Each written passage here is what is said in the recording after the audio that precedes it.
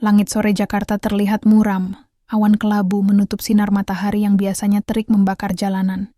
Di sudut gang sempit, seorang gadis muda mengenakan kaos lusuh dan celana panjang yang sudah sobek di beberapa bagian tengah sibuk mendorong gerobak besi. Gerobak itu berderit tiap kali roda tuanya melewati lubang kecil. Namanya Sinta, gadis berusia 20 tahun yang sehari-hari mengumpulkan botol plastik, kardus, dan besi tua untuk dijual ke pengepul. Hidupnya keras sejak kecil. Ayahnya meninggal akibat kecelakaan kerja, sementara ibunya sakit-sakitan. Mau tidak mau, Sinta menjadi tulang punggung keluarga. Dia tidak pernah malu meski teman-teman sebaya sudah kuliah atau bekerja di kantor. Baginya, rasa malu tidak bisa membeli obat untuk ibunya. Di sisi lain kota, berdiri megah gedung kaca setinggi 70 lantai. Ardana Group, perusahaan multinasional yang bergerak di bidang properti dan teknologi. Sang pemimpin muda, Ardana Pratama, dikenal sebagai CEO jenius berusia 28 tahun. Tinggi, tampan, dingin, dan sangat sulit didekati. Semua karyawan tahu satu hal. Tuan Ardana tidak menyukai siapapun. Tidak ada sahabat, tidak ada teman dekat, bahkan keluarganya pun jarang dia temui. Yang dia miliki hanyalah ambisi. Malam itu, sebuah kebetulan terjadi. Hujan deras mengguyur kota. Sinta yang baru saja selesai mengumpulkan barang bekas berusaha mencari tempat berteduh. Dia mendorong gerobaknya ke bawah jembatan layang. Saat itu juga, sebuah mobil mewah berhenti mendadak di sisi jalan karena ban mobilnya pecah. Dari dalam keluar seorang pria tinggi berjas hitam, wajahnya teduh namun kaku. Itu adalah Ardana Pratama. Sinta awalnya tidak mengenalinya. Dia hanya melihat pria itu kesal karena hujan, basah, dan ban mobilnya tidak bisa diganti sendiri. "Mau saya bantu, Mas?" tanya Sinta dengan polos. Ardana menoleh cepat. Matanya menajam, seolah tidak percaya ada gadis berpakaian lusuh menawarkan bantuan. "Kamu?" katanya dingin. "Iya, saya. Kalau cuma ganti ban, saya bisa. Daripada kehujanan begitu." Sinta tersenyum kecil. Ardana terdiam. Tidak ada satupun orang selama ini yang berani bicara santai padanya. Apalagi dengan pakaian kotor dan tangan penuh lumpur. Biasanya, semua orang berusaha menyenangkan hatinya, menyanjungnya, atau takut menatap matanya. Tapi gadis ini berbeda. Dengan cekatan, Sinta mengambil dongkrak kecil dari bagasi. Tangannya kotor, bajunya basah. Tapi dia tetap melakukannya sambil bersenandung kecil. Ardana hanya berdiri memandanginya, antara kagum dan heran. Sudah selesai. "Coba dicek, Pak," kata Sinta sambil tersenyum tulus. Ardana menatap roda yang sudah terpasang dengan baik. "Kenapa kamu mau repot menolong orang asing seperti aku?" tanyanya pelan. Sinta menjawab singkat. "Karena kalau aku di posisi Mas, pasti aku juga butuh bantuan. Lagi pula, aku sudah terbiasa repot." Ia tertawa kecil. Jawaban itu menusuk sesuatu di hati Ardana. Selama ini, ia percaya semua orang hanya mendekat untuk keuntungan pribadi. Tidak ada yang tulus. Tapi gadis miskin yang bahkan tidak tahu siapa dirinya, membantu tanpa pamrih. "Namamu siapa?" tanya Ardana akhirnya. "Sinta." Hujan semakin deras. Ardana menatapnya sekali lagi, lalu berkata, "Naik, aku antar pulang." Sinta terkejut. "Loh, enggak usah repot, Mas. Saya biasa jalan kaki kok." "Naik." Suara Ardana berat dan tegas. Dengan ragu, Sinta masuk ke dalam mobil mewah itu. Untuk pertama kalinya dalam hidupnya, ia duduk di kursi empuk beraroma kulit asli, kontras dengan bajunya yang basah dan kotor. Ardana hanya diam, menyalakan mesin, dan melaju ke jalan raya. Di tengah perjalanan, Sinta melirik pria itu. Matanya tajam tapi kosong, seolah menyimpan rahasia besar. Ia tidak tahu bahwa pria yang menolongnya hari ini adalah salah satu orang paling berkuasa di negeri ini. Dan Ardana, untuk pertama kalinya setelah sekian lama, merasakan sesuatu yang berbeda. Ketertarikan pada seseorang. Bukan pada model cantik, bukan pada wanita kaya, bukan pada rekan bisnis, tapi pada seorang gadis miskin pengumpul sampah yang menolongnya tanpa pamrih. Malam itu menjadi awal dari sesuatu yang tak pernah dibayangkan Sinta. Mobil mewah milik Ardana melaju cepat menembus jalanan basah, sementara ia duduk kaku di kursi penumpang. Tangannya meremas ujung kaos lusuhnya, takut meninggalkan noda di jok kulit yang mengilap. "Alamatmu di mana?" Suara Ardana terdengar datar, namun tidak sesinis sebelumnya. Sinta menyebutkan nama gang kecil di daerah kumuh. Ardana sempat melirik, wajahnya tampak ragu. "Gang itu?" tanyanya memastikan. "Iya, kenapa, Mas?" "Tidak apa-apa." Jawabannya singkat, namun dalam hatinya muncul keheranan. Seumur hidup, Ia tidak pernah sekalipun melewati kawasan miskin di kota ini. Mobil berhenti di depan gang. Jalan terlalu sempit untuk dimasuki. Sinta buru-buru keluar menunduk sopan. "Terima kasih, Mas. Sudah repot-repot. Lain kali hati-hati kalau nyetir di jalan becek." Ia tertawa kecil, kemudian berlari menembus hujan menuju rumah kontrakan reot di ujung lorong. Ardana tidak langsung pergi. Ia memperhatikan punggung gadis itu hingga menghilang. Ada sesuatu dalam dirinya yang bergolak. Gadis lusuh itu berbeda. Senyumannya tulus. Matanya jujurin. Keesokan harinya, Ardana kembali ke rutinitasnya. Ruang rapat besar, layar proyektor, laporan keuangan yang penuh angka. Para direksi berbicara panjang lebar, tetapi pikirannya entah mengapa melayang ke sosok gadis semalam. "Tuan Ardana," suara sekretarisnya memanggil. "Apakah Anda setuju dengan rencana ekspansi cabang di Surabaya?" Ardana menghela napas panjang. "Setuju," jawabnya singkat. Padahal ia bahkan tidak mendengar penjelasan. Semua yang duduk di ruangan saling berpandangan. CEO yang biasanya tajam kini tampak melamun. Sementara itu, Sinta kembali mendorong gerobaknya di jalanan. Malam kemarin terasa seperti mimpi. Duduk di mobil mewah, berbicara dengan pria asing yang sopan sekaligus misterius. Tapi ia tidak berani berharap lebih. Baginya, kehidupan nyata hanyalah mengumpulkan botol plastik dan kardus. Saat ia sibuk memungut besi tua, sebuah mobil hitam berhenti di dekatnya.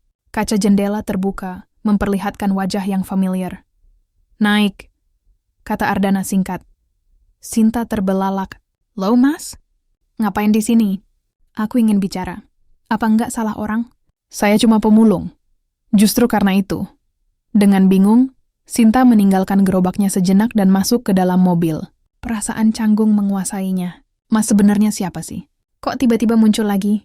Ardana menatap lurus ke depan. "Aku Ardana Pratama." Sinta mengerutkan kening. "Ardana?" Nama itu kayak pernah dengar. "Oh, jangan-jangan Ardana Group?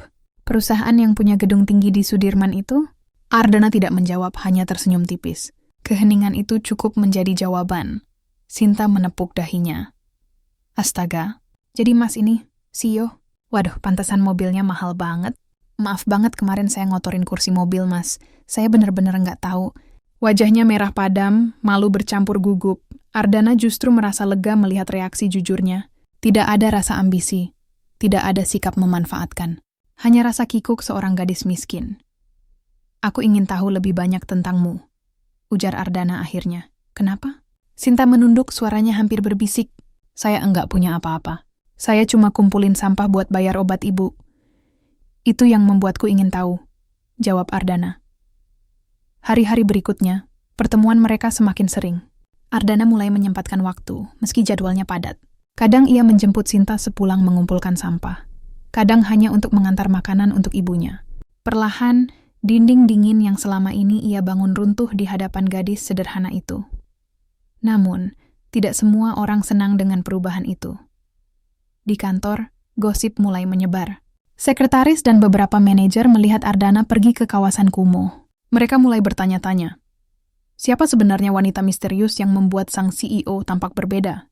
Dan di balik semua itu, seseorang sedang mengawasi. Rani, wanita ambisius yang selama ini berharap bisa menjadi pasangan Ardana, merasa terancam. Ia tidak akan tinggal diam melihat posisinya direbut oleh gadis miskin tak bernama. Malam itu, Ardana kembali mengantar Sinta pulang. Sebelum turun, Sinta memberanikan diri bertanya, "Mas Ardana, kenapa sih Mas baik banget sama saya? Saya enggak punya apa-apa, enggak bisa kasih apa-apa juga." Ardana menatap matanya dalam-dalam. Untuk pertama kalinya ia bicara dengan suara lirih. "Karena hanya kamu yang membuatku merasa hidup." Sinta terdiam, jantungnya berdebar kencang. Kata-kata itu menusuk hatinya, hangat namun membingungkan. Ia tidak tahu kalimat itu adalah awal dari kisah besar yang akan mengubah hidup mereka berdua. Hari-hari berlalu, dan hubungan antara Ardana serta Sinta semakin erat.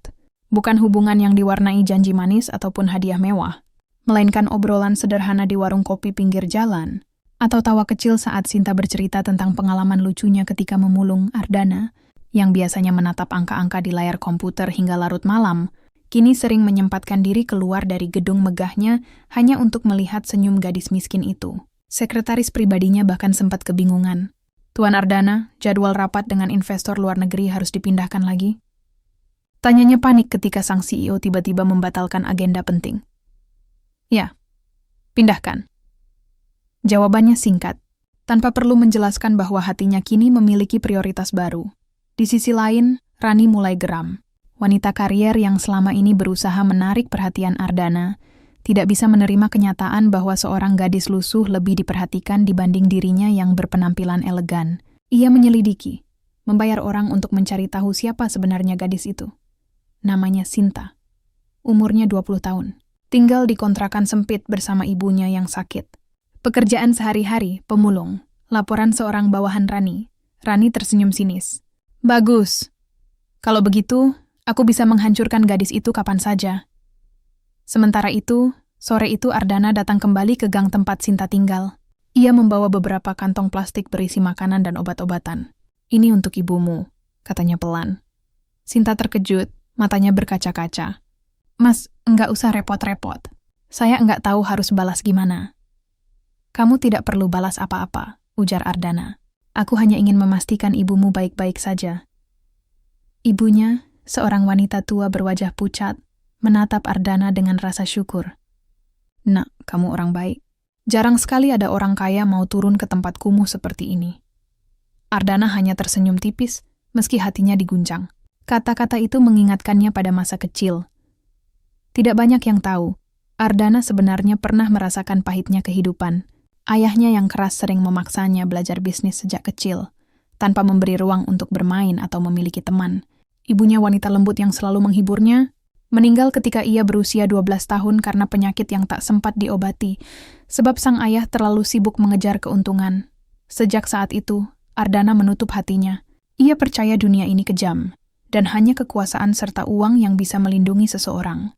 Itulah alasan ia tidak pernah percaya pada kasih sayang maupun persahabatan. Namun, tatapan jujur Sinta, senyum tulusnya meski hidup penuh kesulitan, membuat retakan pada dinding dingin itu. Suatu malam, mereka duduk di atap kontrakan reyot sambil memandang bintang. Angin malam berembus, membawa aroma hujan yang baru saja reda. Mas Ardana, Sinta membuka suara. Kehidupan Mas pasti sempurna ya. Uang banyak, rumah besar, semua orang menghormati. Ardana menatap langit, lalu menggeleng pelan. Sempurna? Tidak. Aku kesepian, Sin. Semua orang mendekat karena ingin sesuatu dariku. Tidak ada yang benar-benar peduli. Sinta terdiam, merasakan ketulusan dalam suaranya. Kalau gitu, mulai sekarang anggap aja saya teman Mas. Saya enggak bisa kasih apa-apa, tapi saya bisa dengerin cerita Mas. Hati Ardana bergetar. Kata teman terdengar asing, namun juga hangat. Kedekatan itu semakin jelas terlihat. Beberapa tetangga Sinta mulai berbisik-bisik ketika melihat mobil mewah sering berhenti di gang sempit. Ada yang iri, ada yang kagum, ada juga yang sinis. Dan malam itu, ketika Ardana hendak mengantar pulang, ia berkata sesuatu yang membuat Sinta terdiam. Sin, kalau suatu hari aku memintamu tinggal bersamaku, meninggalkan semua ini, apa kamu mau? Pertanyaan itu menghantam jantung Sinta. Mas, saya ini siapa? Saya cuma pemulung. Dunia Mas dan dunia saya beda jauh. Ardana menatapnya serius. Dunia tidak penting. Yang penting, kamu. Sinta bingung harus menjawab apa. Baginya, kata-kata itu terlalu indah, terlalu mustahil. Namun di matanya, Ardana tampak sungguh-sungguh.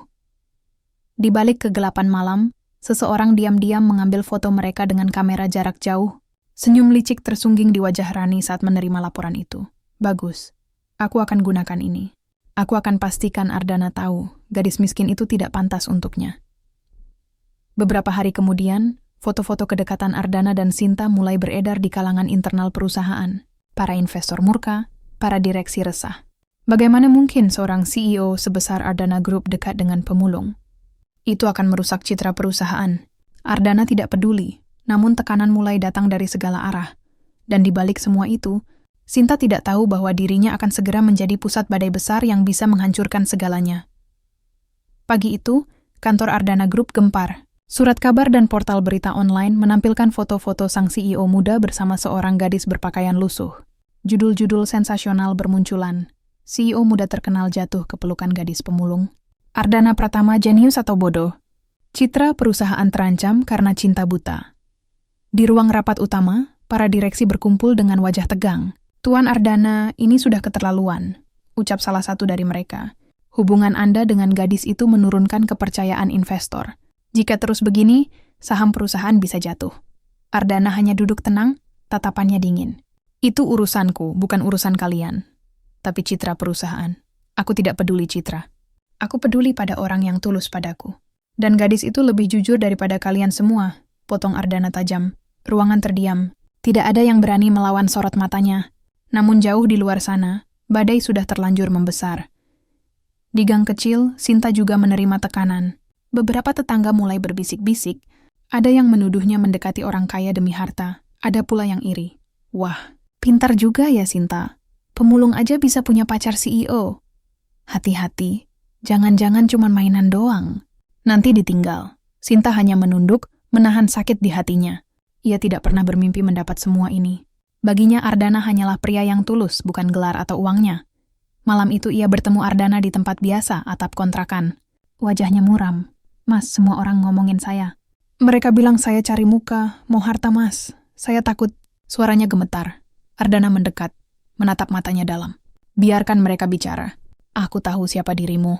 Kamu tidak perlu membuktikan apapun. Tapi kalau gara-gara saya, perusahaan mas jadi hancur? Ardana menghela napas panjang. Perusahaan bisa kubangun lagi. Tapi menemukan orang sepertimu, mungkin hanya sekali seumur hidup. Sinta terdiam, dadanya bergetar hebat. Kata-kata itu menenangkan, tapi juga menambah beban di hatinya. Di balik bayangan, Rani semakin beraksi. Ia menyusup ke media, menyebarkan gosip lebih luas. Ia bahkan mendatangi Sinta secara langsung. Suatu sore, ketika Sinta sedang menimbang hasil barang bekas ke pengepul, seorang wanita berpenampilan glamor menghampirinya. Rani, dengan gaun merah dan sepatu hak tinggi, berdiri angkuh. Jadi kamu yang bikin Ardana tergila-gila? Tanyanya sinis. Sinta terkejut. Kamu siapa? Aku orang yang seharusnya ada di sisinya. Kamu pikir kamu pantas? Pemulung lusuh, bau sampah, berani-beraninya mendekati pria sekelas dia. Sinta menelan ludah, menahan perasaan tersayat. Saya enggak pernah minta apa-apa dari Mas Ardana. Dia yang datang ke saya, berhenti berlagak polos. Rani menatap tajam. Kalau kamu benar-benar peduli padanya, pergi. Tinggalkan dia, karena bersamamu, dia akan hancur. Ucapan itu menghantam hati Sinta lebih keras daripada hinaan apapun. Malamnya Ardana kembali datang. Tapi kali ini ia mendapati Sinta menangis diam-diam. Ada apa? Tanyanya cemas. Mas, apa benar kalau saya di samping mas, semua akan rusak? Apa benar saya cuma beban? Suaranya parau, Ardana langsung memegang tangannya. Jangan pernah berpikir begitu. Kamu satu-satunya alasan aku merasa manusia, Sin. Tanpa kamu, aku hanya mesin yang mengejar angka. Tapi dunia mas dan dunia saya terlalu jauh. Kalau begitu, aku akan datang ke duniamu. Aku tidak peduli sejauh apa jurang itu. Aku yang akan menyeberanginya. Air mata Sinta jatuh. Bukan lagi karena sakit, tapi karena perasaan hangat yang sulit dijelaskan. Namun badai belum reda. Beberapa hari kemudian, Ardana menerima ultimatum dari Dewan Direksi. Jika hubungan Anda dengan gadis itu tidak diputus, maka Anda harus mundur dari posisi CEO. Investor sudah mengancam menarik modal. Ardana menatap dokumen di tangannya, wajahnya tak terbaca. Tapi di dalam hati ia tahu, inilah ujian terbesar. Meninggalkan Sinta berarti menjaga tahtanya sebagai raja bisnis. Tetapi mempertahankan Sinta berarti siap kehilangan segalanya. Hari itu kantor Ardana Group dipenuhi ketegangan. Para direksi duduk di kursi panjang, wajah-wajah mereka menatap serius. Di tengah ruangan, seorang pria muda berjas hitam berdiri tegak. Ardana Pratama. Keputusan sudah jelas, Tuan Ardana, kata seorang direksi senior. Jika Anda tidak mengakhiri hubungan dengan gadis itu, maka Anda harus mundur dari posisi CEO. Kami tidak bisa membiarkan citra perusahaan hancur hanya karena urusan pribadi Anda. Suasana hening. Semua menunggu jawabannya. Ardana menghela napas panjang, lalu berkata tegas, "Kalau begitu aku mundur." Ruangan bergemuruh. "Andahilah," seru salah satu direksi. "Ardana Group butuh Anda." Ardana menatap mereka satu persatu dengan tatapan dingin. Selama ini kalian hanya peduli pada angka dan citra. Kalian tidak tahu rasanya kesepian. Untuk pertama kali dalam hidupku, aku menemukan seseorang yang tulus. Dan kalian ingin aku mengorbankannya demi sekedar kursi? Tidak. Kursi bisa direbut, perusahaan bisa jatuh dan bangun lagi. Tapi hatiku hanya sekali. Tidak ada yang bisa membantah. Di sisi lain, Sinta tidak tahu bahwa Ardana baru saja mengorbankan tahtanya. Ia masih dikontrakan, sibuk merawat ibunya. Hingga tiba-tiba pintu diketuk keras. "Masuk aja," katanya sambil berdiri. Pintu terbuka, dan Ardana muncul dengan wajah lelah, tapi senyumnya tulus. "Mas, kok tiba-tiba ke sini? Kelihatan capek banget," tanya Sinta cemas. "Aku sudah memutuskan sesuatu," jawab Ardana. "Apa?" "Aku mundur dari CEO." Sinta terperanjat, wajahnya pucat. "Mas Gila, itu perusahaan besar. Semua orang iri bisa duduk di kursi itu. Kenapa Mas rela lepasin demi saya?" Ardana menggenggam tangannya erat. "Karena kamu lebih berharga daripada semua gedung kaca dan angka miliaran. Aku tidak ingin kehilanganmu hanya demi citra palsu." Air mata Sinta jatuh tanpa bisa ditahan. "Mas, saya ini cuma gadis miskin. Saya enggak bisa kasih apa-apa. Kamu sudah memberi aku hal yang tidak bisa dibeli. Ketulusan." Pelukan hangat terjadi di ruang sempit itu, sederhana tapi penuh arti. Namun, badai belum usai. Rani, yang mengetahui kabar pengunduran diri itu, datang dengan emosi membara. Ia masuk ke kontrakan Sinta tanpa permisi. "Ardana, kamu benar-benar bodoh. Masa depanmu hancur hanya karena perempuan ini," teriaknya sambil menunjuk Sinta. Ardana menatap tajam. "Keluar, Rani." "Tidak, dia hanya memanfaatkanmu." Sinta berdiri, tubuhnya gemetar, tapi ia berkata lantang, "Saya enggak pernah minta apa-apa darinya. Justru saya sempat mau pergi supaya dia tidak kehilangan semuanya. Tapi dia yang tetap bertahan." Kata-kata itu membuat Rani terdiam sejenak. Amarahnya berubah menjadi tangis kecewa. Ida berlari pergi, meninggalkan mereka berdua. Beberapa minggu kemudian, dunia bisnis geger. Keputusan Ardana mundur membuat harga saham sempat jatuh, tapi kemudian bangkit kembali karena publik justru kagum pada keberaniannya. Banyak yang menyebutnya CEO yang berani jujur pada hatinya. Ardana sendiri tidak menyesal. Ia memulai perusahaan kecil baru dengan modalnya sendiri, ditemani Sinta yang perlahan belajar membantunya. Sinta mungkin tidak mengerti bisnis, tapi ia selalu hadir memberi semangat. Suatu sore, mereka kembali duduk di atap kontrakan, memandang langit senja. "Mas, apa Mas enggak menyesal?" tanya Sinta. Ardana tersenyum, menatap wajah gadis itu. "Tidak, karena yang aku dapat jauh lebih besar dari semua yang hilang." "Apa itu?" "Kamu." Sinta terdiam, lalu tersenyum dengan mata berkaca-kaca. Ia tahu, hidup mereka tidak akan mudah. Akan ada rintangan baru, komentar sinis, bahkan mungkin kesulitan finansial. Tapi satu hal pasti, mereka saling memiliki. Dan bagi Ardana, untuk pertama kalinya dalam hidupnya, ia benar-benar merasa hidup.